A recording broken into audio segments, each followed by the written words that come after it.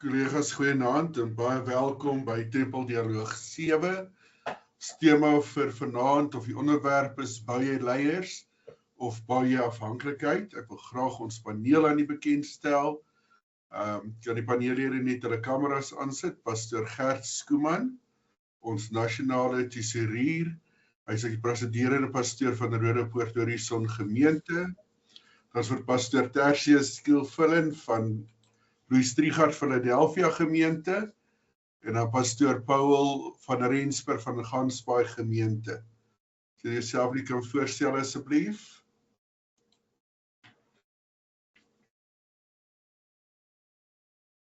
Baie dankie. Ons gaan vanaand kyk na ons primêre doel en dit gaan oor leiers is daar om mense toe te rus volgens Bybelse beginsels, om mense te disipel en leiers te ontwikkel wat geestelik volwasse is, verantwoordelikheid kan aanvaar en ander kan toerus, eerder as om afhanklikheid van 'n leier te skep. En die sekondêre doel is teen die einde van die sessie behoort ons as deelnemers die verskil tussen 'n gesonde disipel en ongesonde afhanklikheid te kan verstaan. Wat is die waarde van delegering en spanbediening te kan erken? Die praktiese beginsels vir mentorskap en leierskap ontwikkel te kan pas, die volgende generasie geestelike leiers doelbewus te kan ontwikkel en hulle eie leierskapstyl aan Bybelse beginsels te kan toets. Dis waarop ons gaan mik vir vanaand. Ek gaan vir Pastoor Gert vra om vir ons te open met gebed. Kom ons bid saam. Vader, dankie vir die voorreg wat ons het om 'n kort tydjie saam te spandeer oor iets wat baie belangrik is in die werk van die Here. En dit is om leiers te ontwikkel, nie net vir die tyd waarin ons is nie, maar ook vir die jare wat nog kom. Ek vra dat U hierdie geleentheid wat ons saam sal geniet, sal seën, dat die Heilige Gees ook 'n deel van hierdie tempeldialoog sal wees. En U guns met ons een en elkeen in Jesus naam. Amen. Amen. Leierskap is baie belangrik in die kerk en buite die kerk, en veral in die kerk, omdat ons geneig is baie keer om in die kerk half 'n eensydige leierskapstyl te oefen waar alles die pastoor doen en almal en alles is afhanklik van die pastoor. Nou vanaand gaan ons 'n bietjie kyk en met die paneellede gesels oor leierskap en daar's 'n paar skrifgedeeltes wat ons na gaan kyk van Efesiërs 4 vers 11 en 12 wat praat van om 'n leier as 'n toeruster verander te wees. 2 Timoteus 2:2 praat van leierskap moet vermenigvuldigend wees. En Exodus praat van jy kan dit nie alleen doen nie. Dan Jesus het ook vir ons sekere modelle gegee vir leierskap. Naamlik in Markus 3 praat Jesus van hy het leiers ontwikkel, hy het disippels gemaak. Lukas 9 praat Jesus het gedelegeer. Dan delegering, groei en Christus gesentreerde leierskap reg deur die Bybel. Ons sien dit in Handelinge en ons sien dit in die boek van Korintiërs ook. Nou vanaand wil ek graag met u begin afskop en ek wil met die vir u as paneellede vra heel eerstens, as pastoor en as leier van u kerk, wat beteken dit vir u om die gemeentelede prakties te kan toerus? Hoe belangrik is dit en hoe gereeld word dit gedoen? Pastoor Gert, ons begin by u. Pastoor Arnold, ja, ek dink dit is iets wat deurentyd verloop. Dit is nie net iets wat eenmalig moet wees nie. Dus jy moet gereeld op die oog wees om mense se bedienings en se gawes te dek, opleiding te gee, en ook in 'n sekere mate verantwoordelikheid met hulle te deel in al hierdie ding en sodoende dan ook bietjie van 'n nuwe kultuur te bou onder jou mense. So ek ag dit as 'n deurentydse proses waar ons elke dag dit moet doen, elke week, elke bymekaar kom.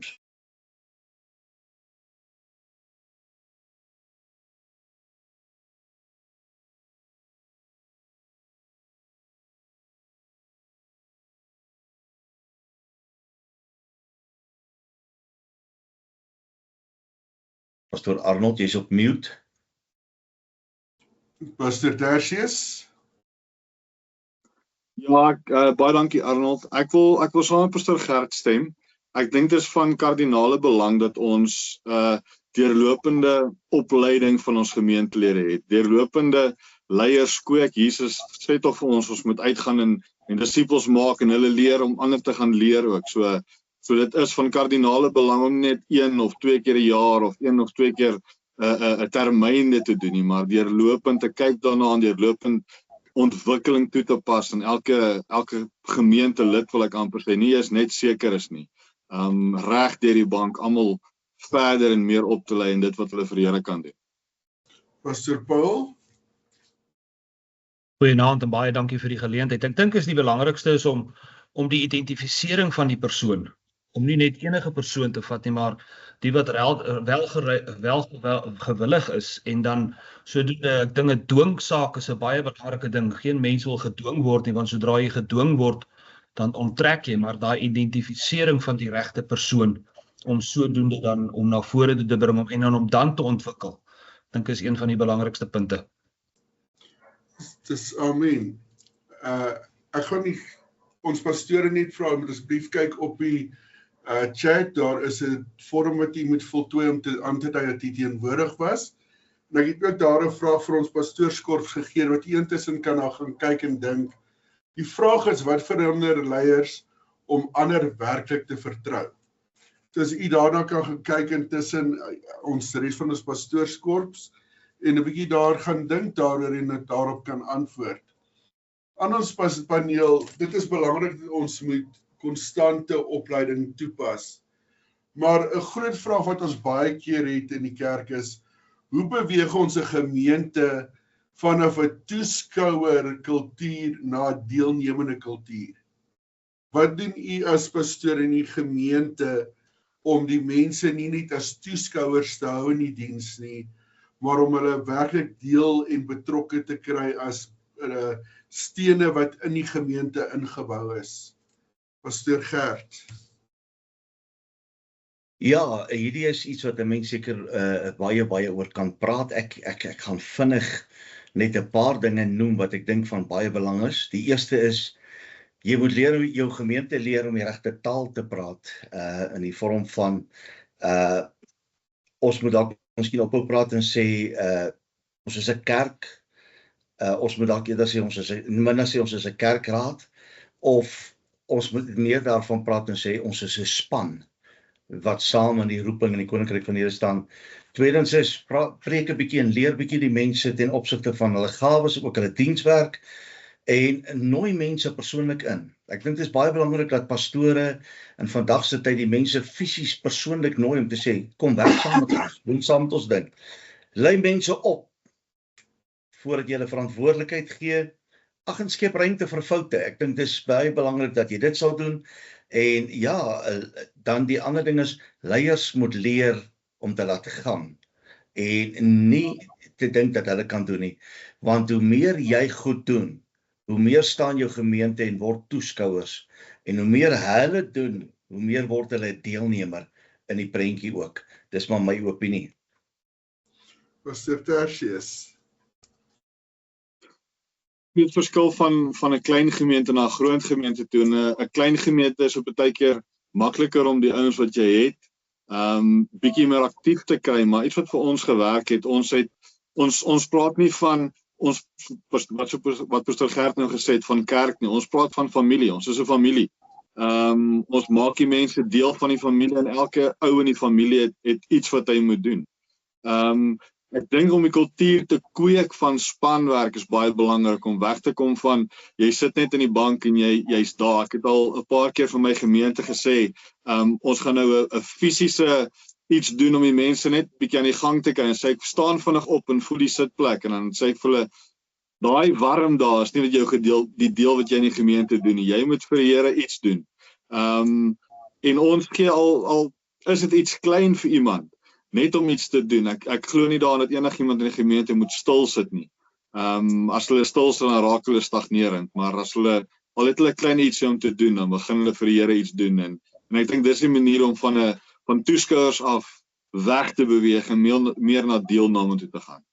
Dus ek kyk gou hier nou op die chat na Pastor Johnny Roberts se antwoord, wat hy gevra het, die vraag wat ons gevra het rondom wat verhinder leiers om ander werklik te vertrou. En hy sê daar's 'n vertroue is definitief 'n wederwysige ervaring. 'n Mens begin klein oor min, was jy getrou, oor veel sal jy aangestel word. As ek jou kan vertrou om aktiwiteit gereeld en goed te kan doen, kan ek vir jou meer gee om iets mee te doen. En dit is baie waar. Pastor Paul, jou terugvoer. Dink ons as 'n mens daardie persoon betrokke maak om hom te ondersteun en hom nie net te los dat hy sy eie gang nie, maar om hom op te lei en om basies die lidmate se gawe te identifiseer en hom te help om te groei daarin. Maak hom betrokke, al is dit net om vensters oop te maak, al is dit net om die deur oop te sluit, maak hom betrokke dat hy 'n persoon belangrik kan voel en nie net dink okay, ek is maar net 'n banksitter nie, maar om te kom sê ek is iets, ek behoort aan iemand, ek voel tog belangrik en dan probeer jy daai persoon net verder en verder te ontwikkel. Ons het 'n persoon hier in Gaansbaai wat 'n drug addict was en hy het ingekom en hy wil graag musiek maak en so het ek gegaan en ek het hom basgitaar leer en net vir hom, daai persoon om op die platform te sit en bas te speel en daai persoon heeltemal verander, sy denkwyse en so het hy begin betrokke raak en al hoe meer en so het ons hom begin ontwikkel en ja, hy het tot bekering gekom, sy hart vir die Here gegee en hy's vuur en vlam en hy's aan die gang en hy mis nie 'n diens nie en ek dink daardie betrokkenheid en daardie liefde wat 'n mens dan vir 'n persoon gee. Moenie net die persoon los dat hy alleen aangaan nie. Dink is belangrik. Amen. Pastor Gert, en vinnig vir julle elkeen.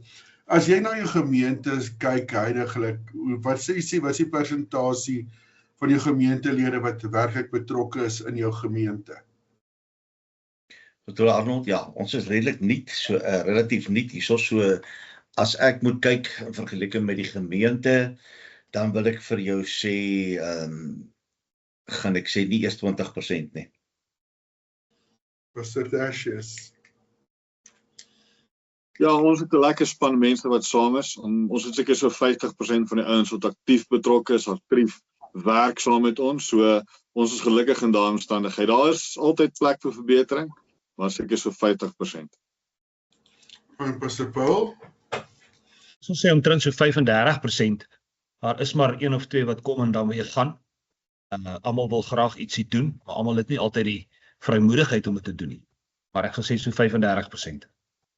Ek vind ek het dit self ook al bevind, baie keer is mense baie gretig in die begin om betrokke te raak, maar partykeer as die ou nie die regte plek is, dan vervaag daai begeerte en dit is nie altyd maklik en ek sou graag u opinie hieroor wil hê om mense in die regte posisie te kan plaas, nie wat hy dink waar hy hoort nie, maar om waar hy werklik geestelik kan groei en sterk kan word. Pastor Gert, hoe voel jy daaroor? Pastor Arnold, ek dink dis van groot belang dat jy, wanneer jy identifiseer, en ek dink die belangrikheid is identifiseer die persoon waar hy inpas en hoe hy inpas. My opinie is dat dis baie belangrik, hoe meer mense geaktiveer is, hoe meer mense betrokke kan raak in die dag-tot-dag besluitneming en saam met jou kan werk en ook die vrymoedigheid kan begin vat om hulle bediening uit te leef, dink ek dit is van absoluut kardinale belang dat hulle op eie voet kan leer om te funksioneer en sodoende vorentoe kan beheer. Daar kom 'n dag in 'n tyd in ons almal se lewens dat die pastoor nie daar kan wees nie. En as daai persoon nie op daai oomblik kan vorentoe tree nie, dan wil ek sê, lê die skuld en die kruks eintlik maar op die pastoor om te sê ek het hom nie effektief opgelei nie. Die Pastor Tertius. Ja, ek wil saamstem. Ek dink dis nommer 1 belangrik om te kyk wat die persoon se bediening is. Ons kan nie 'n persoon betrokke maak as hy nie presies weet wat sy bediening is nie. So ek dink dis waar dit moet begin. Almal kan nie profeteer nie, almal kan nie leer nie, almal kan nie gemeentes gaan plant nie, maar kry die ou wat waarvoor hy geroep is. Laat hy die kursusse doen en die opleiding doen daar en kry hom dan daarin betrokke waarvoor hy 'n passie het. Ek het gevind as 'n ou 'n passie het vir om by die deur te staan, gebruik hom by die deur. Dan gaan daar resultate wees. Maar as jy iemand kry wat glad nie 'n passie het om by die deur te staan, ek gebruik dit maar net as 'n voorbeeld, dan gaan 3/4 van die mense wat in die kerk inkom of nie gegroet wees nie of half gegroet wees en dan is dit in elk geval nie goed nie. So ek dink kry die ou waar hy passie het en waar hy bediening het vir die Here. Ja, dit is, ek voel, Pastor Paul, jou terugvoer op dit? Ja, ek dink identifisering is belangrik en dan om die persoon se gawes wat hy het dan ook te ontwikkel, maar nie net om die persoon te los en dan sy eie gang te gaan nie. Daai ondersteuning om hom te vat en dan te sien wat die persoon hou hiervan en hy is redelik goed daarin en hy's betroubaar daarop, om dan daai persoon te vat en hom dan te ontwikkel en met hom op pad te stap. Ek dink as jy die ondersteuning het van jou pastoor, wat baie keer dan nie daar is nie, weet jy met 'n gerusde hart dat die, soos hulle nou maar sê, die job gaan loop, alles gaan in plek wees en daar gaan nie probleme wees nie. Is baie keer wanneer ons nie by die gemeente is nie, het ek 'n oomie en hy is so gretig om te preek, is dat as jy hom net 'n halwe gap gee, gaan hy gaan, maar dat kan 'n mens met daardie gerusheid gaan sit, dat alles is in orde, maar identifisering en dit sal ek sê definitief ondersteuning van die pastoor se kant af. Amen. Dit is belangrik vir ons as leiers om ander te kan ontwikkel. Maar partykeer wanneer ons mense begin ontwikkel en 'n pad met hulle begin loop, begin daar afhanklikheid ontwikkel. Nou, as 'n leier, hoe erken jy wanneer mense ongesond afhanklik van jou word? En wat kan jy doen om daai afhanklikheid te breek, dat daai persoon besef, hy hoef nie al die pad en altyd op jou alleen staat te maak nie, maar dat hy moet self geestelik groei ook. Want die gevaar is baie keer dat mense raak so afhanklik van die pastoor. As die pastoor gaan hy. Want daar's nie geleer om te release nie. Pastoor Gert. Pastoor Arnold, ek dink 'n belangrike punt hierso is dat mense, as jou mense wag vir jou as leier vir goedkeuring voordat hulle enigstens optree, dan gaan hulle ook nie ekstern kan funksioneer sonder jou nie. In 'n geval van die is wanneer leiers ongesond is dit gewoonlik, jy sal agterkom, niemand neem die inisiatief om vorentoe te beweeg nie, want die pastoor is nie daar nie.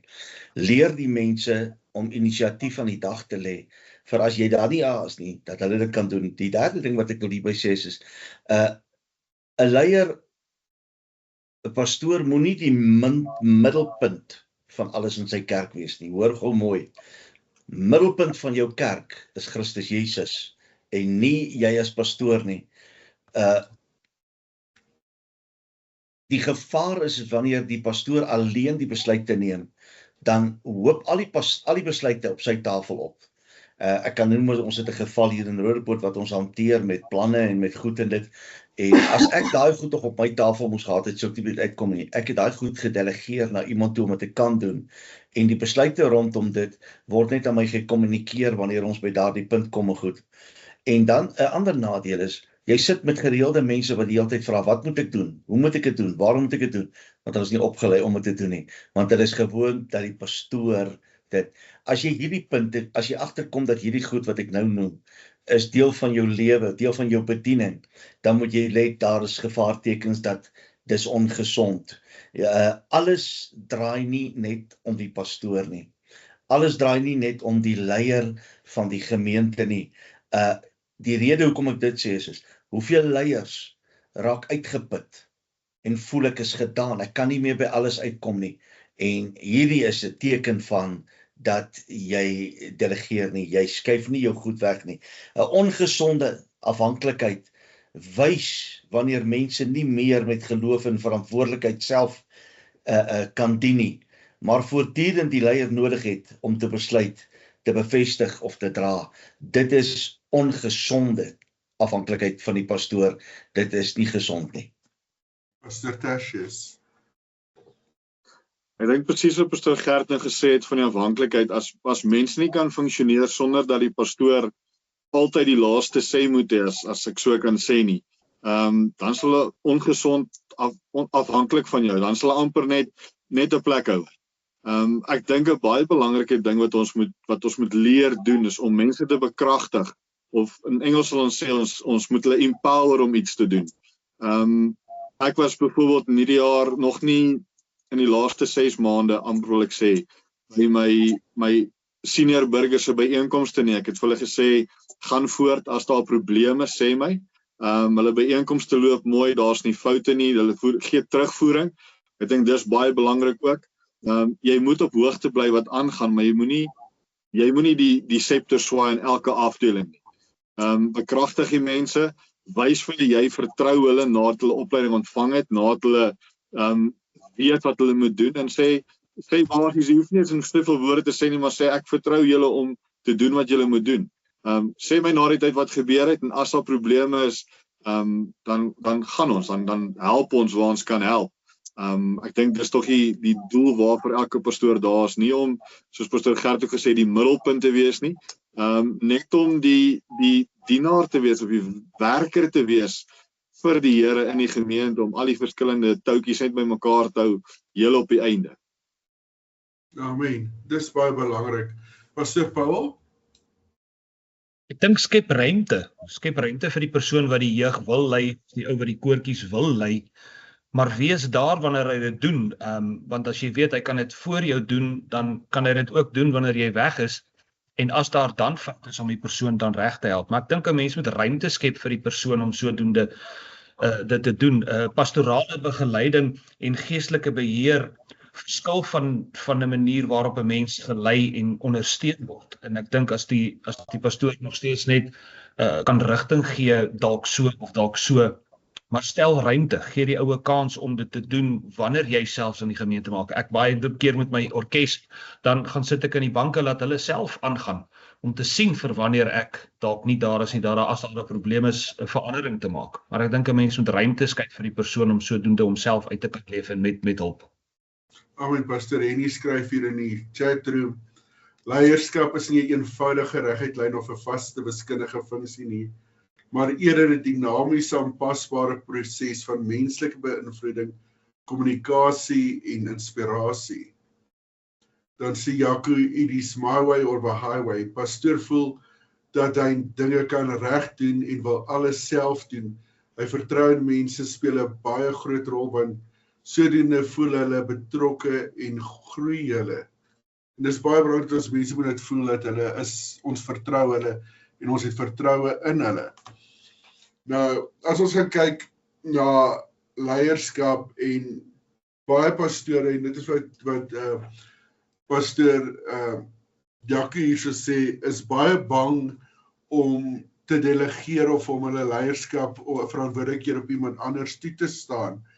En waarom sal u sê in u bediening, waarom sal u voel, gaan daai ons partykeer kry dat iemand nie wil delegeer of oorgee, dat iemand anders se verantwoordelikheid oorvat nie? Pastor Gert. Pastor Arnold, ek dink die groot ding is onsekerheid by die leier homself. Die fisiese saak is dat baie keer voel mense bedreig deur 'n sterk leier. En ek wil dit noem soos wat ek het geleer het, is 'n sterk leier is nie iemand wat jou ondergang gaan soek nie. Dis 'n onderduimse leier wat dit gaan doen. 'n Sterk leier is iemand wat jou kan lig na hoër hoogte toe. En die belangrikheid is dat ons moet net nie op 'n plek kom dat ons so selfbewus is of so onseker is oor onsself in die Here, dat ons hierdie persoon as 'n bedreiging sien nie. Wend hierdie persoon aan. John C. Maxwell het iets geskryf in 'n boek wat vir my baie beteken het. En hy praat oor die wet van invloed. Gebruik 'n sterk leier om die groep te beïnvloed. En jou besluit kan nog steeds deurgevoer word. Moenie poog om al die veranderinge en al die besluitneminge en al die inisiatief net van jou kant af te laat kom nie. Gebruik 'n sterk leier, moenie onseker wees oor jouself nie. Trek hulle na aan jou, maak hulle jou vriende en wees met hulle deursigtig en jy sal sien daar sal groot getuienisse kom. Amen, ek stem daarmee met u baie sterk saam, dat 'n leier moet eerstens vertrou in homself hê en sy eie vermoë. Pastor Tertius. Ek dink dit gebeur van tyd tot tyd dat 'n pastoor seer kry deur iemand wat hy in 'n leiersposisie gesit het en daai onderduimse leiers, soos Pastor Gert gesê het, iets doen wat skade in die gemeente berokken, of selfs, en ek seker daarvan, dit het al met pastore gebeur, dat daai persoon dan wegbreek in sy eie kerk begin. Dan twyfel die pastoor partykeer oor, moet ek enigiemand weer vertrou, behalwe die Here, en dan vat dit 'n tyd om weer te kom waar mens ander ouens kan aanstel en sê, luister, ek vertrou jou, want ek dink een ding wat ons moet onthou is, elkeen van ons het nie elke gawe gekry nie, elkeen van ons het nie elke bediening gekry nie. Die pastoor wat in die gemeente is nie noodwendig 'n profeet nie, as al profeet opstaan en dit is onder die gesag van die Heilige Gees en dit is tot stigting van die kerk, al doen dit beter as die pastoor moet nie bedreig voel deur dit nie, dis nie sy kerk nie, dis die Here se kerk. So ek dink as ons net die ouens die kans gaan gee, ja, ek verstaan daar is mense wat partykeer nie almal vertrou nie, maar laat ons groei saam met hulle en geestelike familie en vriende word, en so gaan ons dalk wegstap van om nie die mense te vertrou en alles self te wil doen. Pastor Paul. Ek dink die woordjie bang kom baie vinnig na vore. Ons is bang dat dit dalk 'n mislukking gaan wees, dat jy gemeentelede gaan verloor, bang jy verloor beheer, bang dat ander mense beter is as jy, en op die einde van die dag gaan dit nie oor die persoon wat op die platform staan nie, maar dit gaan oor die Here. Maar ek dink die woordjie bang kom baie vinnig in, ek stem daar saam met Pastor Gert wat hy gesê het, en dan soos Pastor Stersius ook sê, bang vir die terugkom weer by die gemeente, die ongelukkigheid of dit wat dalk gebeur het weer die regstel. Ek dink die woordjie bang kom in, maar die woord van die Here sê tot baie duidelik dat hy ons nie 'n gees van vreesagtigheid gegee het. En as ons op hom vertrou en ons het ons mensies reg opgelei, dan hoef ons nie bang te wees nie. Op die einde van die dag gaan dit oor die Here en nie vir ons as mens nie. Amen. En ons klets het ons die vraag vir die pastore, hoe ontwikkel ons iemand met potensiaal wat nog onvolwasse is? Flip antwoord, mentorskap, wees 'n vader en wees die voorbeeld deur die persoon, en laat hom toe om foute te maak en gee leiding. En ons span, dis baie belangrik dat ons moet leer om mense te kan vertrou en mense te ontwikkel. Maar hoe balanseer ons karaktervorming, Bybelse kennis en praktiese bediening in die gemeente? Pastor Gert. Pastor Arnold, dis 'n goeie vraag om te vra, want ek dink dat die belangrikheid is dat om iemand se karakter te vorm en om hulle die verantwoordelikheid te kry, is eerstens karakter kom by sy vaardighede, en as daar nie vaardighede is nie, het hy nie karakter nie. Ontwikkel sy vaardighede. Die tweede ding is, gee hom Bybelse kennis, gee hom rigting. Mense moet weet wat God se woord is en leer daaroor gaan. Praktiese bediening is 'n baie besonderse manier om iemand om balans te kry in karaktervorm, Bybelse kennis en ook in die praktiese bediening. As ons nie iemand daai geleentheid bied nie, dit is so, niemand bedien soos wat u bedien op u platform nie. Jou mede-pastoor, jou jeugleier, jou sonnaskoolsoep, hulle het ander style, hulle het ander maniere, en die geheim is lei hom net op dat hy by dit kom. Die karakter, Bybelse kennis en praktiese bediening is goed wat hand aan hand met mekaar moet loop. As jy nie die persone in hierdie goed ontwikkel nie, dan gaan jy sukkel om ouens te kry. Moenie iemand gebruik, net gebruik en vorm hulle terwyl hulle dien nie. Moet gebruik hulle in alle opsigte. Ek kan onthou toe ek die eerste maal by 'n pastoor kom en ek sê vir hom ek wil vir die Here gaan werk. Toe toets hy my karakter met hierdie ding, toe sê hy, kom, kry my Sondagmiddag by die kerk. En toe ek die Sondagmiddag by die kerk kom, toe het hulle 'n vreeslike groot Sondagskool aand gereël, en hy gee my 'n lap en hy sê, wil jy nie vir ons al die stoele wat buite was afvee nie? Ek was bietjie opgeruk, bietjie opgetrek vir hom, want ek voel ek wil vir die Here werk en nou moet ek stoele was. Maar ek wil vir die sê, dit was absoluut belangrik dat ek dit doen. En dan belangrik, moenie as iemand bedien of as iemand enige iets voorbring of so nie, moenie stil bly nie. Moenie krities wees, afbreekend krities nie. Kom met opbouende kritiek en gee vir hierdie persoon terugvoer oor wat hy bedien het en wat uitgekom het. Dit is altyd goed. En onthou die belangrikste is om 'n persoon by effektiewe karakter en 'n Bybelkennis en goed te laat groei is. Motiveer hom. Sê vir hom jy het hier 'n foutjie gemaak, maar probeer dit volgende keer so. Doen dit so. En die belangrikheid is 'n gesonde hart, kop en hande kan baie meer doen as hulle wat nie gesond is nie. Amen, Pastor Tertius. Ja, ek dink karaktervorming is 'n deurlopende proses. Dit moet opgebou word deur Bybelkennis, deur praktiese bediening, deur stoelawas. Dit moet opgebou word deur om jou Bybel meer te lees. Ek dink baie van ons Bybelkennis wat ons het en wat ons prakties van daar af kan gebruik, kan die persoon se karakter vorm. Ek dink karakter is iets wat jare vat om te vorm. Dus dit gaan nie oornag in jou se karakter vorm nie. Maar stel sekere goeders in om sy Bybelkennis op te bou. Stel 'n Bybelleesprogram in die gemeente. Kry praktiese goed wat die ouens saam doen, skriftuurlik en of uit die Bybel uit preekbeurte en sulke goeders, maar ook goed wat nie noodwendig Bybel is nie, wat redelik kar was en maak daai persoon in beheer van dit. Kyk wat hy doen, hoe hy dit hanteer, hoe hy moeilike situasies so hanteer en vorm sy karakter so deur Bybelkennis, deur praktiese bediening ook so. Pastor Paul. Ek dink Pastoor Gert het daar reg in die begin iets gesê, is dat hy toe die persoon vir hom sê om na die kerk toe te gaan, en toe hy daar kom, die persoon wat bereidwillig is om op te offer om sodoende iets vir die Here te doen. Dink is baie belangrik, verantwoordelike toesig, as die persoon daar is en hy wil. Baie mense sê hulle wil, maar hulle daag nooit op nie. Ek dink dis waar die verskil in kom. Ek dink nie daar kan enigiemand beter stel soos wat Pastoor Gert dit gestel het nie. Dankie. Baie dankie. Ek kyk gou 'n bietjie hier in ons kletsblad terugvoer van die pastore. Pastor Werner Venter sê bemagtiging kan fenomenaal werk as daar ywer by die lidmaat is.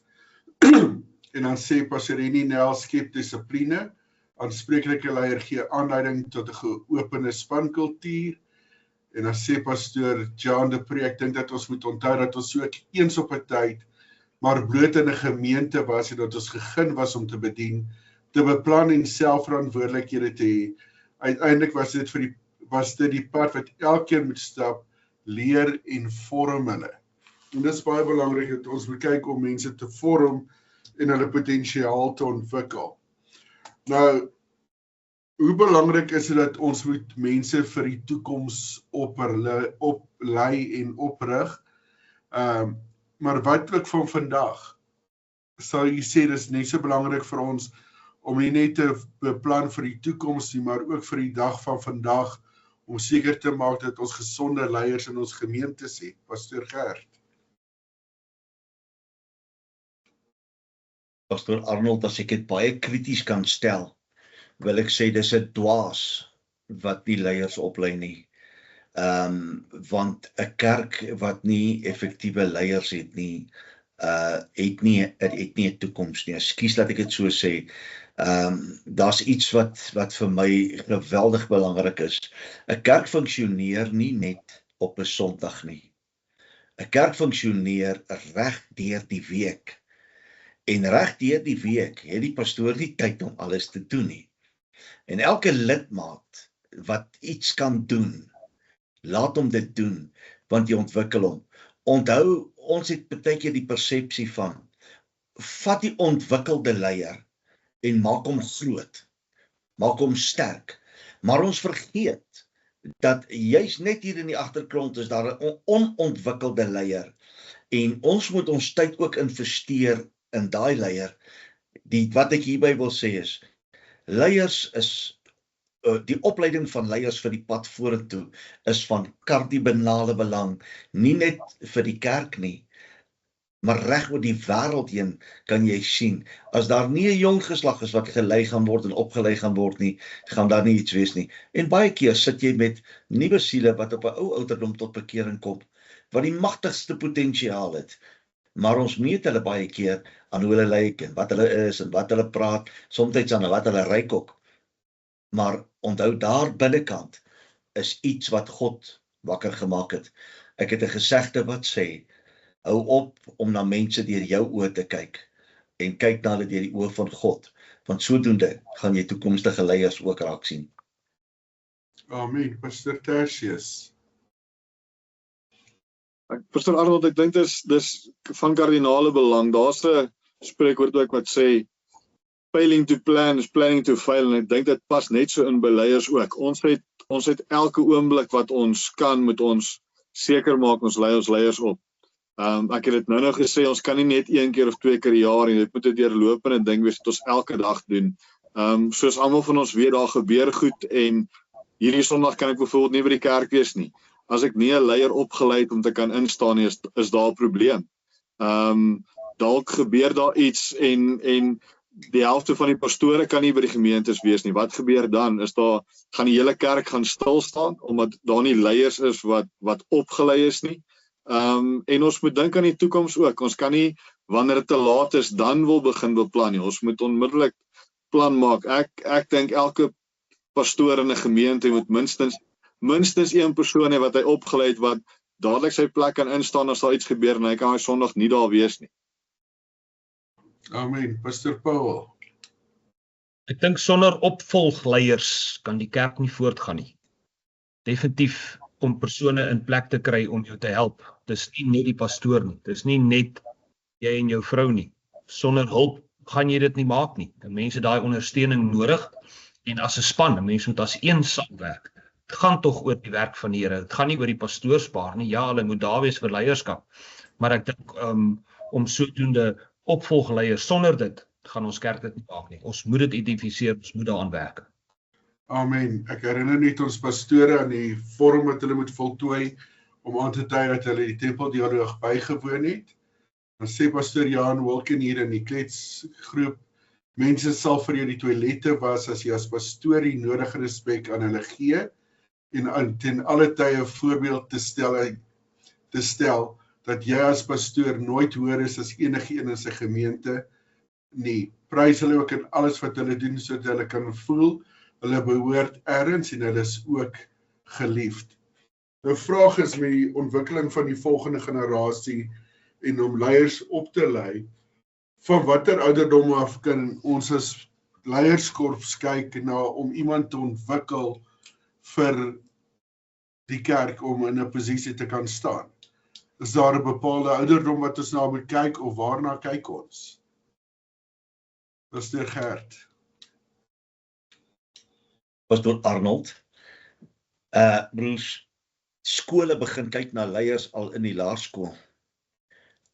As jy 'n kind in die laerskool het en hy kom hier vanaf standaard 3 af, of wel wat is dit, graad 5, dan begin die skool al let op potensiële leiers vir leiersraad en vir dit in die skool wanneer hy in graad 7 kom. En sodoende daai kind kry 'n getuigskrif wat saam met hom gaan, en kom hy in die hoërskool waar hy is, kom hulle gewoonlik hier van graad 9 af, begin hierdie kinders al geoogmerk word vir kampe en vir al hierdie goed. En ek dink dis iets wat ons as kerk dalk nie heeltemal moet verbykyk nie. As daar jong leiertjies in jou kinderbediening is, wat kan begin om in jou kinderbediening al te help met leierskap, maak hulle betrokke wanneer jy kom by jou jeug.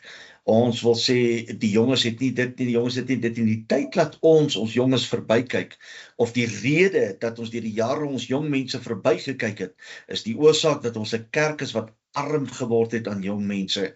Dank die Here vir 'n nuwe generasie, waar daar begin 'n nuwe oplewing kom, en 'n nuwe ding, maar ek sal sê, jong leiers begin op 'n baie jong ouderdom, en ek wil sê, let op na kinders wat al in die laerskool is, en gee hulle ruimte. Ek het 'n jong seun hier by my, hy het Sondagmôre na my toe gekom, hy praat van die laerskool, ek dink hy's in graad 4 of iets, my gesê, pastoor, ek wil graag 'n liedjie sing, kan ek maar een Sondag 'n liedjie sing?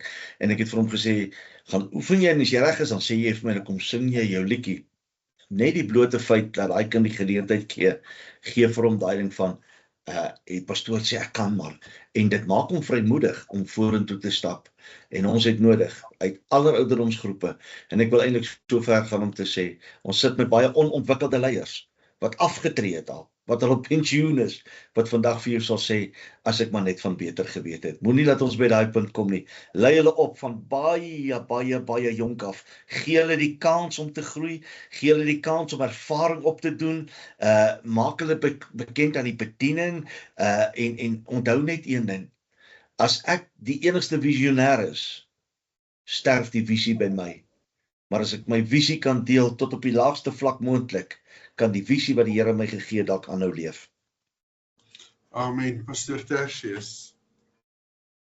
Ja, ek wil inskakel by Pastor Gert. Ek wil amper inhak by hom en sê, hoe vroeër hoe beter. Die Bybel is reg deur die Bybel wat hulle vir ons sê, waarmee sal die jongeling se pad suiwer hou, dit hou na die wil van die Here. Op 'n ander gedeelte sê die Here, moenie dat hulle vir jou sê, jy is te jong om te gaan profeteer nie. Ons wil altyd hê, mense moet in hulle laat 20 of 30s of so wees voor hulle begin profeteer in die kerk, voor hulle prominent begin raak in die kerk, maar ons sit nie meer in die tyd wat kinders gesien en nie gehoor word nie. Ek dink kinders word aan baie meer goed blootgestel as wat elkeen van ons was toe ons kinders was, en hoekom kan ons nie die boompie buig terwyl hy jonk is na die wil van die Here nie? Maak hom betrokke in die kerk, maak hom betrokke op die orkes. Ek onthou, my dogter was 7 jaar oud gewees toe begin sy in 'n orkes tamboerijn speel. Omdat sy wou en omdat sy getrou was by die oefeninge. Sy het opgedaag en sy het gespeel. So ek dink ons moet enige jongeling wat ons kan, gryp vir die Here. En nie net hulle wat daar is en altyd opdaag nie, probeer die wat dalk nie so getrou is nie ook haak en sê, hoorie, kom ons probeer om jou 'n bietjie meer betrokke te kry om ons kerk se jong mense by ons kerk te hou. Amen. Die vraag wat ek vir die pastore vra is, die herstelde gemeente kultuur, waar alles rondom een persoon gebou is. Pastor Johnny sê, hou op om altyd op te daag en alles te laat gebeur. Today's overachievement becomes tomorrow's expected performance. As jy altyd alles kan doen, dan wys jy dat jy nie hulp nodig het of wil hê nie. Amen. Pastor Paul, wat sê jy? Ja, definitief hang dit af van die persoon se talent en obviously sy gawe. Maar ek het 'n 10-jarige seentjie by my wat se Bybelkennis regtig iets fantasties is, en ek gee hom die kans en geleentheid om partykeer die Sondagskool of selfs in die diens net 'n skrifgie te lees.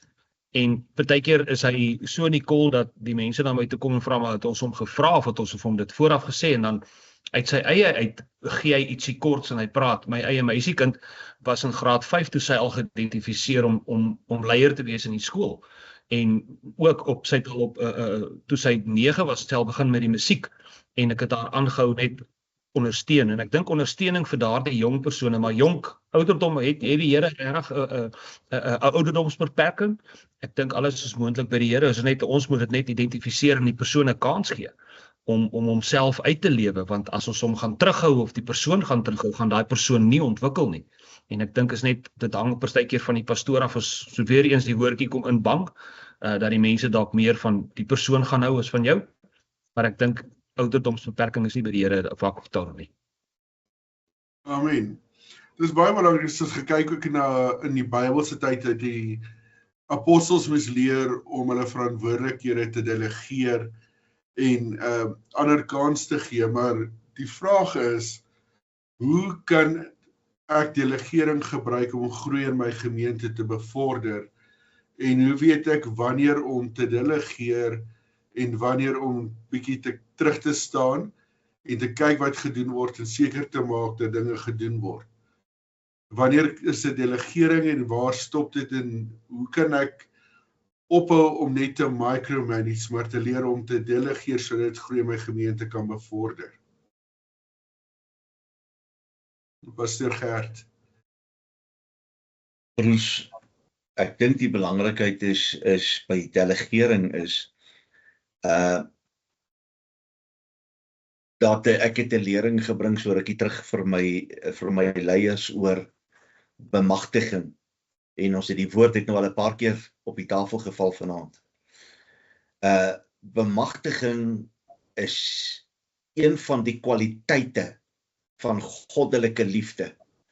Want die rede is, wanneer ek lief is vir my broer, ontwikkel ek hom. Wanneer ek lief is vir my broer, help ek hom om sy gawes te ontdek. Ek bou vertroue tussen leiers en lidmate. Ek verminder afhanklikheid van net een persoon. Ek skep eienaarskap in die bediening. En ek gee 'n praktiese leerervaring. En dit vermenigvuldig die bediening in ons lewe. Ek dink delegering bevorder effektiewe groei, wanneer mense vertrou, toegerus en verantwoordelik gemaak kan word vir take wat op hulle gelê word. Amen, Pastor Tertius. Ja, ek dink delegeer saam met vertroue is die kern van dit.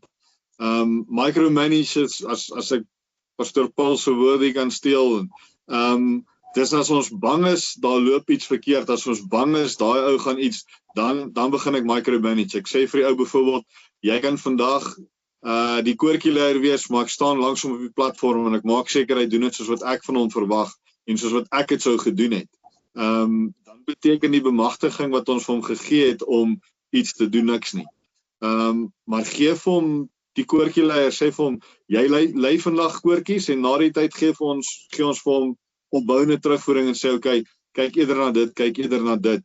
Eerder as om te micromanage en jou vingers so diep in alles te wil hê, dat die mense eintlik afgeskrik word om enigiets saam met jou te doen. En op die einde doen jy alles self. Amen, Pastor Paul. Definitief. Ek dink te min gemeentelede wat betrokke is, kan definitief die gemeente pootjie, as ek dit so kan stel. 'n Mens moet nie net een persoon identifiseer om nou weer by jou oor te neem, om die oop te sluit, om die ligte aan te sit, om te preek, om koortjies te lei, om die klank aan te sit. Daai persoon gaan hom ook net so uitbrand soos wat jy dalk partykeer uitgebrand is. Hoe meer mense jy betrokke is, dan bou jy nie net 'n familie nie, maar jy bou 'n gemeente en jy bou 'n weermag vir die Here. Hoe meer mense, hoe beter.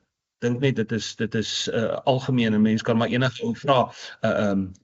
Een alleen is bang, maar 'n ander ou saam maak 'n mag en dit kan wonders verrig.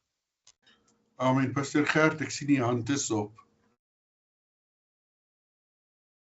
Die mikrofoon is af. Jammer daarvoor. Net vinnig iets aansluit oor wat my broers ook nou gesê het. Weet jy, verantwoordelike toesig beteken 'n leier gee rigting.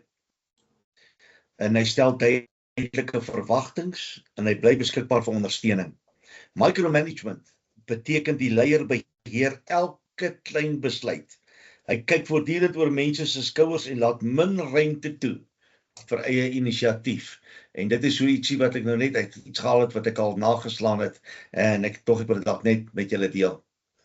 Amen, baie dankie. Laaste vraag aan ons paneellede is, as u terugkyk in die bediening, wat is die een ding wat u sou anders doen om leiers beter te ontwikkel in die gemeentes? Pastor Gert. Kan ek met 'n kort getuienis hier sluit? Ek het in 'n gemeente gekom en ek het agtergekom dat na so 3 jaar in daardie gemeente het ek 'n geweldige omset van mense gehad. En ek het gewonder, maar hoekom is dit, as ek al die mense wat in daai 3 jaar in my kerk was, vir 'n kort tydjie en ek het hulle voorgestel en dan sal hulle weg en dan sal dit so 'n reuse gemeente gehad het. En weet jy wat, dis een van die goed wat ek vroeër in my lewe graag sou wou verander is. Moenie die mense leer om kerk te hou nie. Want as jy mense leer hoe om kerk te hou, dan trek jy 'n skare. Maar as jy mense leer om geestelik te groei, dan bou jy die koninkryk van die hemele. Dis een fout wat ek gemaak het en ek het dit eers by my 3de gemeente ontdek. Ek wil net goeie raad gee. In Engels is daar 'n gesegde wat sê, preaching is good, but teaching is much better. Leer so ver as wat jy moontlik kan. Jy bou stabiele gemeentelede Ek het daarna dit begin toepas in elke gemeente waar ek is of was, en ek kan sê ek het stabiliteit gekry in my gemeente. Dis maklik om elke week te koordans, elke week al ons manifestasies uit te oefen, maar as jy nooit jou ouens, kan ek dit sê in Engelse terme, coach, en hulle onderrig, en hulle terugvat in die woord, en hulle gaan, dan kom jy agter, jy staan op 'n onstabiele fondasie. Amen, Pastor Tertius. Broers, ja, daar is 'n hele paar goed wat ek sekerlik sou verander het om die leiers beter in my gemeente op te lei. Ek dink een van die goed, en ek sê dit met eerlikheid vir u, is wanneer mense in die bediening ingaan, dan luister mense baie keer wat baie ouens sê, en probeer die goed daar uithaal en toepas in jou gemeente, en dit werk nie altyd nie. En dit het probleme veroorsaak. Ek dink wat ek sou verander het om my gemeente beter leiers van te bou, is om altyd net by die Here te hoor.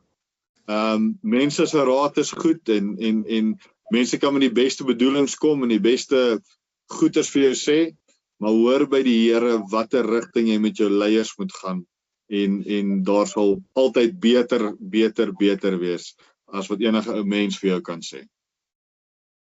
Amen, Pastor Paul. Ek dink definitief om die ouens te gaan leer om nie soos ek te wees, want die Here gebruik elke persoon op sy eie manier, en sy eie talente moet na vore toe kom.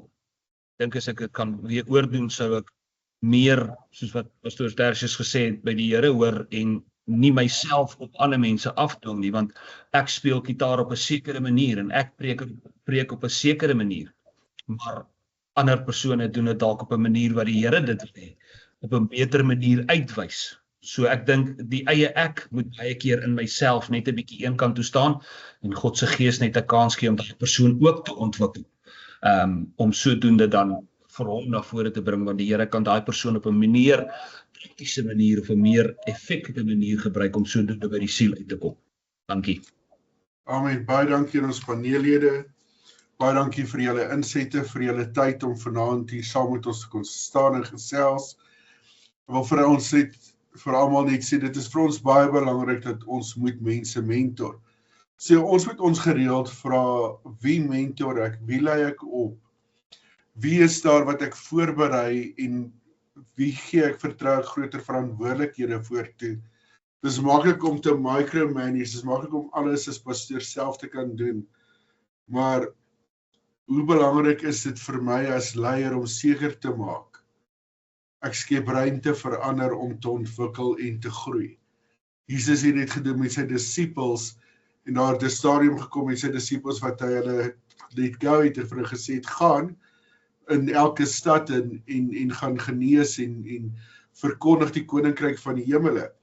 So ons moet leer om te kan sê, ons kan goeders laat gaan wanneer ons weet mense is verantwoordelik, hulle is reg toegerus, hulle is equipped for the task what lies ahead. Dis maklik om net mense aan te stel en te sê jy's in 'n posisie, wat is Pastor Ger gesê, is baie belangriker om seker te maak ons rus hulle effektief toe, sodat ons hulle met 'n geruste hart kan laat gaan en laat die rol vervul wat ons vir hulle daar gestel het. Ek dink een van die dinge hoekom ons baie keer micromanage is, omdat ons nie leiers toegerus het nie. Jy het hom in 'n posisie gesit om net om die posisie te vul, of om die vacancy op jou organigram te vul, maar daai persoon is nie werklik toegerus vir daardie posisie nie. En soos meeste van u ook vir ons gesê, dis baie belangrik dat ons met ons gemeentelede help om hulle gawes en hulle talente te ontwikkel. Want as ons hulle dit kan leer, dat hulle besef waartoe het God hulle geroep. Ons almal het tog 'n gawe, ons almal het tog 'n talent wat God aan ons toevertrou het. En ons is almal bakstene in 'n gebou. Ons is nie stene wat iewers op die werf rond lê nie. Ons moet iewers daai mense inbou in 'n gemeente. En dit is belangrik vir ons kerk om te groei, is om ons gemeentelede betrokke en aktief te maak en ook by hulle toe te vertrou met sekere verantwoordelikhede. Dis goed vir jou as pastoor om te weet wat aangaan in die afdelings, maar dit is ook goed om die mense die verantwoordelikheid te gee en hulle die vertroue te gee. Jy vertrou hom dat hy na jou toe sal terugkom en sal terugvoer gee, en jy hoef nie die hele tyd oor sy skouer te loer, en te kyk wat gaan aan nie. Ek wil vir u elkeen baie dankie sê vir ons pastore wat ingeskakel het, baie dankie vir die tyd wat u afgestaan het. Jaco skryf hierso, begin en delegeer. Gee kans vir mense om te open met gebed of koortjies hy. Gee kans vir mense om self besluite te maak, soos byvoorbeeld vir fondsinsamelingsprojekte ensovoorts. En Sean sê betrokke gemeente maak 'n gesonde gemeente. Dink ons kan met dit afsluit, as ons gemeentes gesond wil hê, moet ons gemeentelede kry dat 80% van ons gemeentelede oral betrokke is of iewers betrokke is in ons gemeentes. Ek sê vir u baie dankie, ek herinner u om asseblief die vorm te voltooi om te wys dat u was teenwoordig gewees vandag. En ek gaan vir pastoor Paul vra om vir ons af te sluit met gebed vandag.